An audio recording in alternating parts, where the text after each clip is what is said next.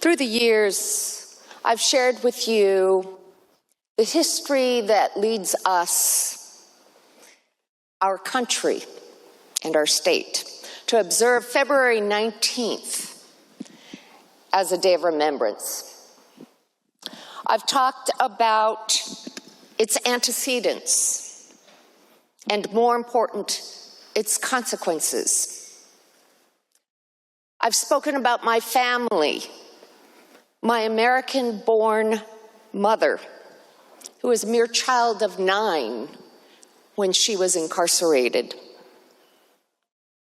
when she was torn from her home, her school, her friends, her life as she knew it.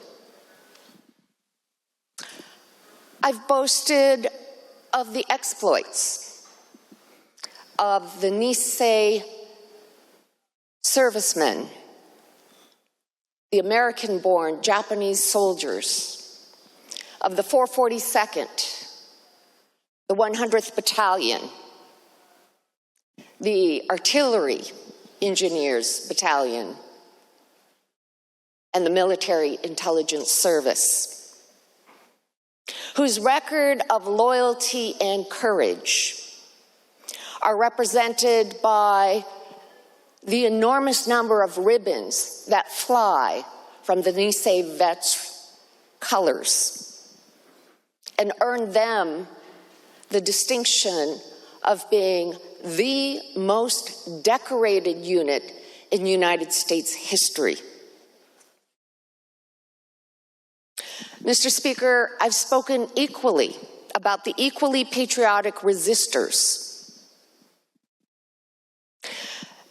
People like the University of Washington student Gordon Hirabayashi, born in Auburn, of a military veteran named Min Yasui, and of a teenage love-struck kid from California named Fred Korematsu, as well as of Mitsue Endo, whose court case actually led to the final dismantlement of the concentration camps in America.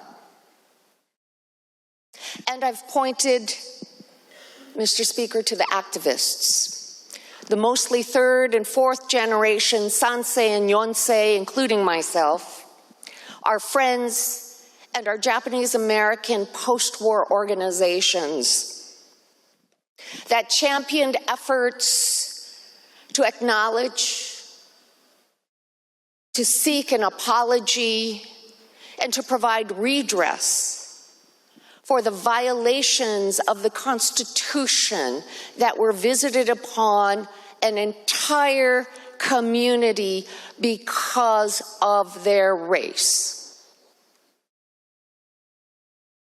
Mr. Speaker, the previous speaker gave you a very comprehensive history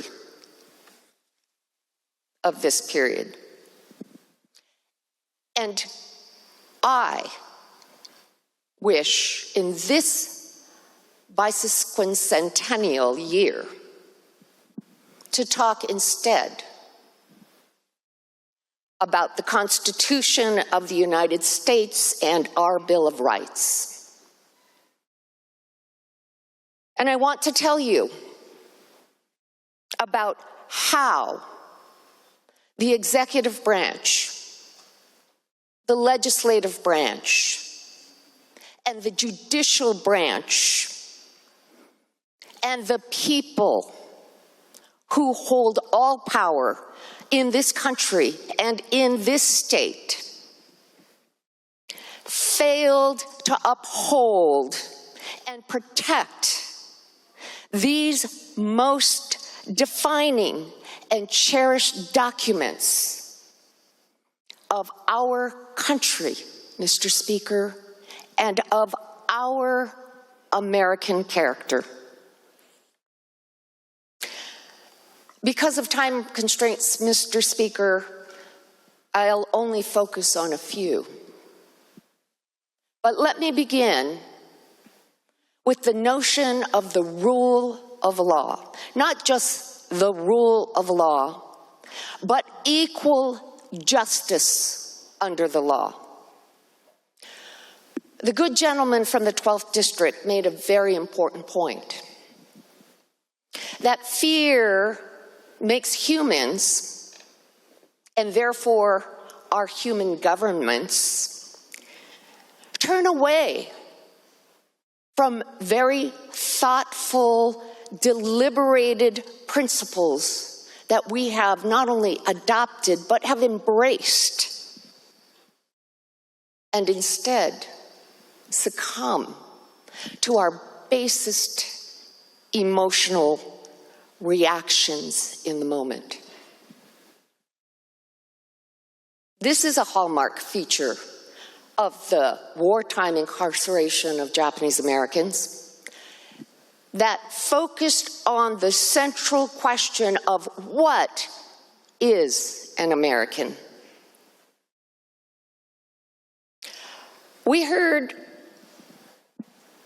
debate recently, Mr. Speaker, that oftentimes when we talk about what is an American, we default to a very facile argument that it's based on citizenship. And we heard debate about whether being a citizen or being a non-citizen is the correct terminology versus being an alien or a non-alien. I stand here, Mr. Speaker, as the granddaughter of an enemy alien. My grandfather was not born in this country. What's interesting about that, Mr. Speaker, is that in 1903, the United States Supreme Court declared that whether or not you were an immigrant or an alien, if you prefer, or a citizen of the United States, that when you are within the boundaries of these United States, we are all entitled to the rights of equal justice under the law, meaning if I have been accused of doing something, I am entitled to a speedy trial. That's what we mean by equal justice under the law. It's ironic, Mr. Speaker, that that court case decided in 1903 is known as the Japanese immigrant case.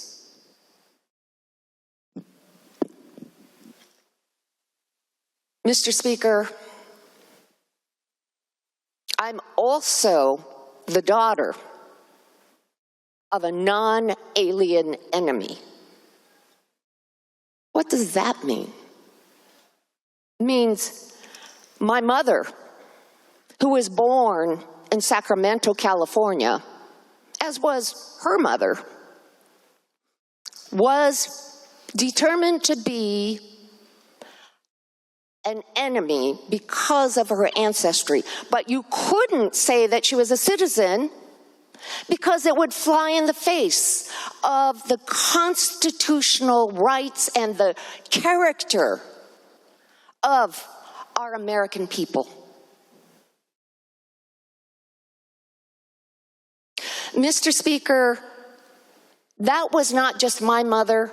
There were many children who were born, as you've heard before. 2/3 of those who were incarcerated behind barbed wire were American citizens, many of them children like my mother. Mr. Speaker, the reason that my mother, my non-alien mother, was incarcerated was because the government powers, our elected leaders of the time, invoked the Alien Enemies Act, first enacted in the 18th century, and was used to justify the erection of wartime relocation centers, as they were called euphemistically, across the United States. Make no mistake, it was an action taken under the guise of an emergency to expand executive authority in these United States in order to effect something that I hope you would be afraid of, Mr. Speaker, speaking of fear, and that is the idea of losing civilian control of our government. A civilian government established by our Constitution and our Bill of Rights. The good gentleman from the 16th talked about the failure of political leadership. Not only is the executive branch indicted in this, but we also have to look to the capitulation of Congress, its failure to exercise its separate and independent authority to be a check and a balance to the executive branch, as well as the complete betrayal of the courts. Mr. Speaker, we had military martial law within the boundaries of these United States. Civilian Order Number 1 was that military authority. I do want to finally talk about why we observe the Day of Remembrance. Well, it's very simple, Mr. Speaker. It's for the same reason we observe Independence Day. For the same reason we remember Memorial Day. For the same reason we observe Veterans Day. Because we want to remember our American roots as seekers of liberty,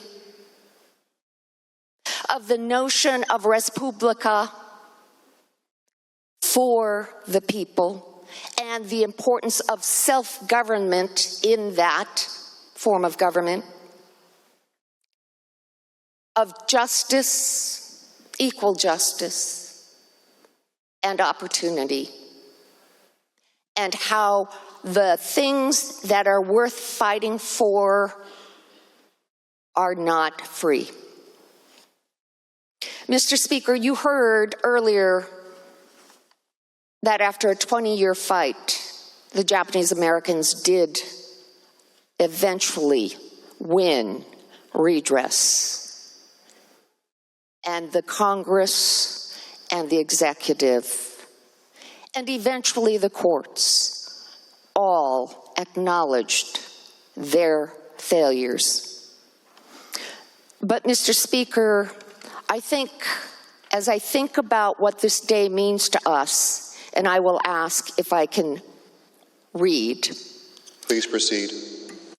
It's important to remember the words of President Reagan when he signed the bill that formally apologized. And he said, as he was signing the bill, quoting himself actually, "Blood that has soaked into the sands of a beach is all of one color. America stands unique in the world, the only country not founded on a race, but on a way, an ideal. Not in spite of, but because of our polyglot background, we have had all the strength in the world. That is the American way. And he goes on to say, the name of that young actor, I hope I pronounced this right, was Ronald Reagan. And yes, the ideal of liberty and justice for all, that is still the American way. Mr. Speaker, we observe the Day of Remembrance because, as our Madam Speaker reflected very recently on the news of the passage of the Reverend Jesse Jackson, we've lost the last living link to an icon of the civil rights movement. And I reflect that our obligation, our legacy, is to carry on their work, which, Mr. Speaker, you know is a very Japanese concept. Okage-sama de. Because of all of those who came before me, I am.